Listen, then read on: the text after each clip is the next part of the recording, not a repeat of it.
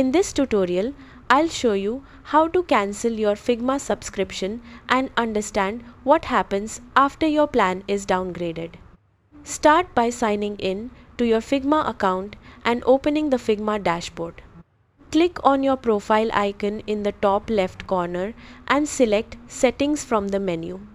Next, navigate to the team or workspace that is currently using the paid Figma plan.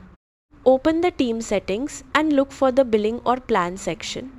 This is where you can manage your subscription details. Scroll down until you find the cancel plan option. Click on it to begin the cancellation process. Figma may ask you to select a reason for cancelling your subscription.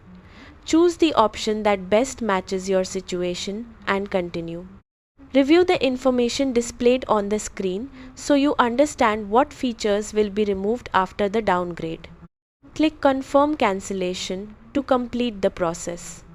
Your paid plan will remain active until the end of your current billing cycle.